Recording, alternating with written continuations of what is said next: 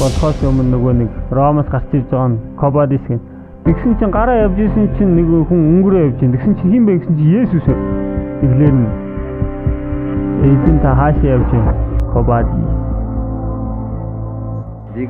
Чиний хайчхаад ирсэн загалмайг би үүрхээр явж байна гэсэн.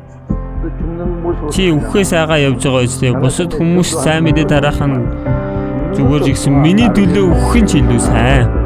Миний төлөө сайн мэдээний төлөө. Чиний хайчихсан тэр загалмайг би үүрхээр явж байна. Эзэн минь тийм байх боломжгүй. Би өөрөө явъя гэдээ иргсэн. Тэгээ Ромын хотод ч одоо Ромын тэргүүдэд би Петр байна. Намайг ах. Бидний эзэн бол загалмай дээр халагдсан. Би эзэнтэй яг адилхан дүрдэрхөөр өөхөх хэрэг байхгүй. Намайг бол доошоо наруулж тоглоо.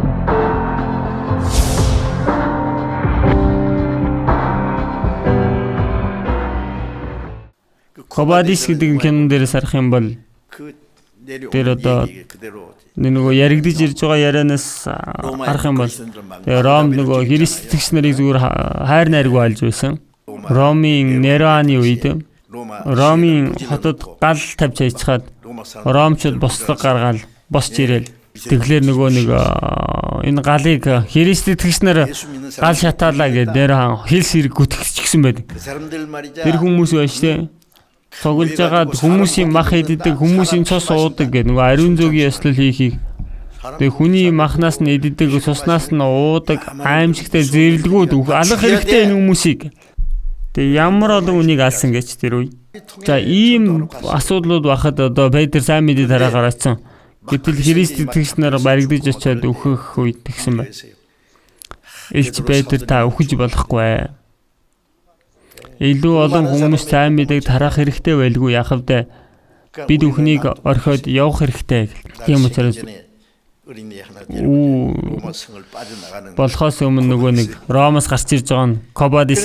Тэгсэн чинь гараа явж исэн чинь нэг хүн өнгөрөө явж байна. Тэгсэн чинь хин бэ гэсэн чинь Есүс байна. Тэглэр нь эзэн та хаашаа явж байна? Кобадис. Чиний хайчхаад ирсэн загалмайг би үүрхээр явж байна гэсэн.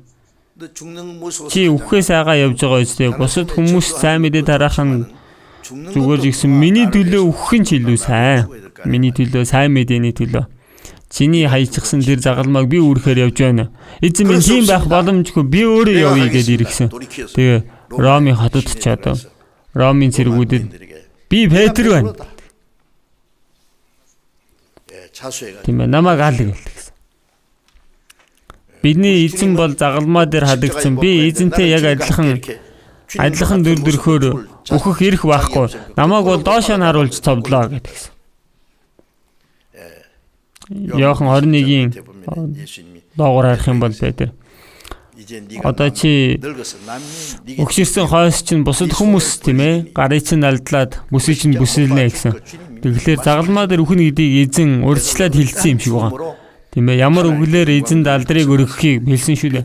Петр сайн мэдээ тараасан ч гэсэн түүнээс илүү ямар үглээр өгөж бурхныг алдаршуулахыг гэсэн бэ. Эзэн минь сайн мэдээ тарааж болж ин. Гэхдээ заавал